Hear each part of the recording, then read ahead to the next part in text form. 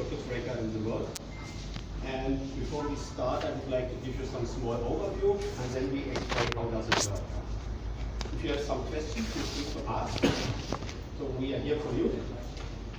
And we would like to express our thanks to VPStar, our partner here, who has a modem, which established the communication between Fuse Saver, RCU, the remote control unit. I explain it a little bit later, to your smart system, so that you have always all information what's going on in the network available. So, what is the reason for the Fuse Saver? Why is the Fuse Saver being developed? There are some challenges in the network. One is, first of all, the radial network. It has mostly long lines. There are few customers only, generate little revenue, but it needs to be maintained and it's costly. So, what are the main causes for fault in the overhead line network? First of all, vegetation. We have it in Thailand, where we have a lot of fast-growing banana trees. They can cause a short circuit. We have wildlife, for example, big birds. We have later on a small example where we installed the Fuse Saver to protect the line against animals. We have lightnings. It happens when we have the rainy season. We have wind. If we have strong wind, line may clash if they are not isolated. Vandalism, I don't know whether it's a topic here in Cambodia, and we think everybody is calm and very polite. And the fault characteristics is we have a temporary fault mostly. That means it's a transient fault. That means it's a fault, it comes maybe either by a bird or by a snake, create a short circuit, snake will gone, bird will fall down, it's burned, it's a tree, the branch of a tree. And we have a low current fault. So that means the current is not that much higher. So if a closer or a switch circuit breaker in the substation, they think, okay, it's a higher load, it's not really a fault. So what is the reliability challenges? If someone has to, usually you're using fuses at this place.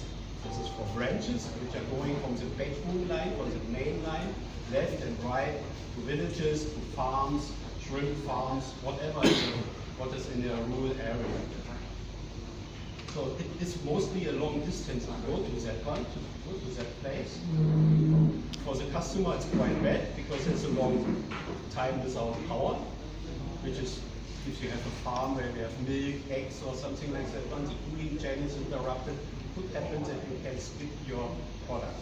The shrimp farms is the same. You have to put some air in the water to keep the shrimp alive. If you have a power outage, then you can skip your production. You have to control the line. Where is the fault? Because if the fuse is blown, nobody knows what's going on.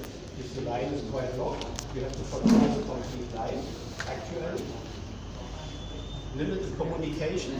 Okay, with a smartphone in rural areas, I don't know how good is the network connection. You really don't know what was going on in the network. What was the reason for the fault? Was it overload? Was it bird? Was it a short circuit? Whatever. You don't know. Even you don't know the height of the fault. What was happened before. So, and for the customer, yeah, long period without power. The consequences are you have a poor reliability of the network. There are two performance indicators. One is called SAI, one is called SAI. One describes how long is the network interrupted was a branch, and the other one how often it is. There are much more, but these are the main ones. So you have a lot of costs, because imagine we have the lightnings, we have a thunderstorm, and several places fuses will be blown. Then your line crew has to take a bucket car, 2-3 people, going with a bucket car to the place where the fuse has been blown, or it's melted. Control the line, check, repair or not. If you find nothing, and this takes time. If you have it at 3 places in your network at the same time, it's costly and it's bad for the customer. And nobody wants to go out, heavy rain, 2 o'clock in the night, even for EDC, is a challenge to go out. Therefore, customer came to the idea and asked manufacturers, we need a better device. We want to get rid of all fuses. We want to have a more intelligent device. And here's the answer. The Fuse Saver is the answer for that.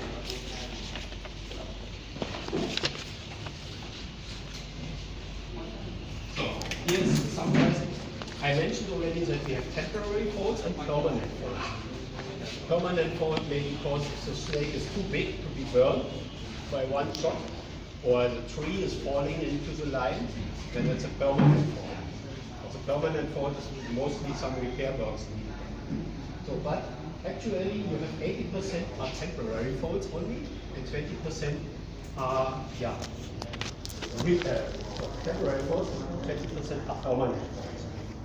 That means in 4 or 5 times there's no need to go out. It's needless, because there must be a device that can overcome this problem. If someone goes out to replace a fuse for no good reason, that is a fuse saver. Here are again, there are some statistical data behind what are the main causes for the temporary faults. Mostly it's not known. We have storm, rain, wind, and others. So nobody really don't know what is going on and what was the root cause.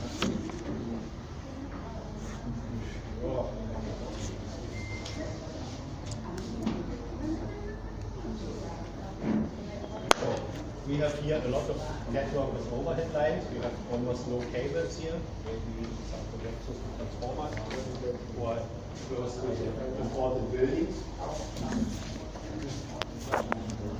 So here we have a classical example. How does it look like? We have in the substation some circuit breaker or sometimes an auto recloser. Then we have what I mentioned already, the vacuum or the main line, some auto reclosers, and the V is another main line from the that direction. Then we have some branches, some small branches. Imagine that one is a branch protected by fuses, 3 fuses. Fuses is a single phase device, operates only in one phase. And then we have some customer here at the end, and we have some fuses for the front line. If there would be a temporary fault, the fuse will blow, customer has no power. Same one here. Permanent fault, for that one it's correct, fuse will melt, customer has no power. Then we can get rid of that one. For that one, the fuse saver was behind. But all these cases create kind of issues from the customer. From EDC, from PEA, from NEA, from the customer in Australia, where the product comes from, and Tony is from Australia, to answer the most difficult questions in Canada, where we have no answer. The customer came to the manufacturer and said, we need to overcome it. We have to improve our network. We have to improve the reliability of our network, because sometimes there are regulators are saying if you have an outage in your network, the utility has to pay for that one. You are obligated to supply everybody with a reliable, sustainable power.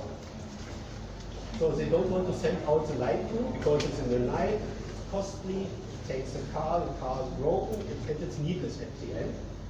They need a clever device, a smart device, which has a certain kind of intelligence. You have to have different types, that you have one device which you can configure in a different way.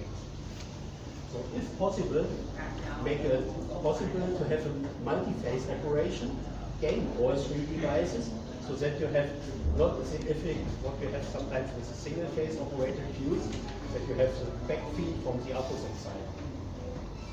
It would be nice to have a connection with a SCADA device, so that we have seen what's really going on in our network. And of course it should be small, compact, easy to install. This is the main reason for the development of a fuse saver. One manufacturer was listening to that one, and here's the answer. The fuse saver, this combined here with the RCU, remote control unit, to make a connection to the SCADA. Next one is a small video. There's a small video, gives an idea how does a fuse saver works. We have 2 types of fuse saver. We have a fuse saver which works in conjunction with the fuse together, so that the fuse saver clears all the temporary faults, and the fuse saver itself clears the permanent fault, the second one. And then there's another device where the utility say we don't want to have fuses anymore. We want to have an OCO type, means open, close, open, where the fuse saver does all the jobs in the network. Here's a temporary fault and here's a permanent fault. This video is a little bit older, but it's worse than 1,000 words.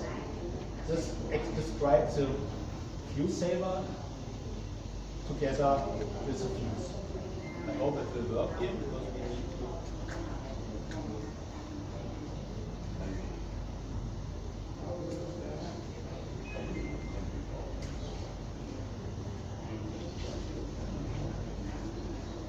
Major challenge to utilities worldwide.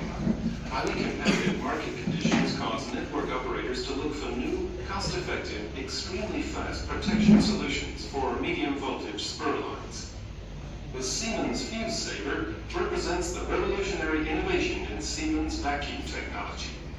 It offers smart operation, low safety, reduced penalty payments, reduced maintenance costs, and is ready for your smart grid.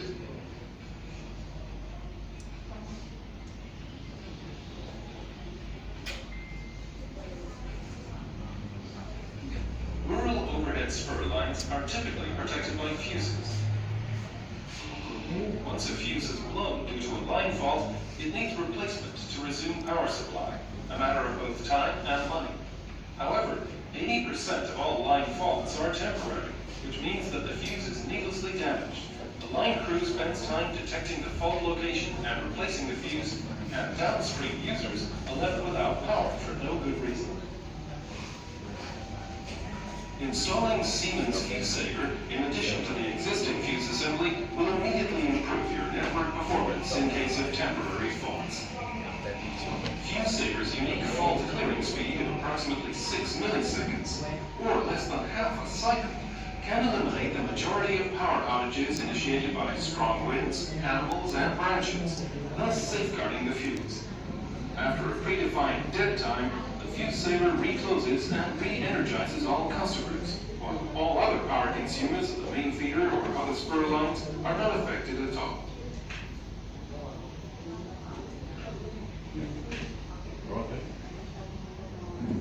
Here you could see what happened. Fuse saver will clear temporary, and now with the OCO type, what we have here, it's a permanent. There's a small example. But before I show you, I will go to the other one. So what we have here is, we have half-cycle switching is fastest circuit breaker in the world, less than 10 milliseconds. We have 20 milliseconds as one period in a network for 50 Hertz. It's faster than one half of the frequency. So if the utilities install it, it costs more than the fuse. It takes time to install it. It goes fast, less than 2 hours roundabout. Even if you are used to do it faster, it can be installed on the same place. But improves immediately your network key performance indicators. And actually the most beauty thing is for the utility, you don't need to change your protection sheet. You have a fuse size, 5 amps, 10 amps, and you have a fuse type, Cooper curve, whatever, K-type, T-type. The only idea is here you implement that one with a kind of configuration to the fuse saver. And later on, once installed, the operator has the possibility to change with a small software the type of the fuse. If you say, we have much more load here, we want to go from 10 amp to 20 amp, then just go on site and change it. Protection scheme is a different thing. Will be done by the protection scheme. It follows the I²T curve of the fuse. This is the idea behind it. So it's always faster than the recloser. If the recloser has the correct settings, two possibilities. So again, we have here the OC Fuse Saver type, and then we have that one for the OCO. OCO stands for open, close, open. What you know already from circuit breaker. You have it on the nameplate. Fuse saver clears the transient fault and the permanent fault. After the second trip, it opens, wait a certain time, get time, close again. If the fault persists, it clears a permanent fault. There must be a permanent fault. And then if there's nothing happened, wait, the fuse saver will wait a certain period of time. We call it reclaim time. Waiting will be a second fault come, maybe in the next couple of seconds. Then it goes back to normal now. I do a normal open, close, open cycle again. So we recommend to get rid of the fuses here. Use the fuse saver, and then you have all the problems solved. Easy to do, and brings your network much more ahead to get rid of these long outage times, what you have normally with fuses or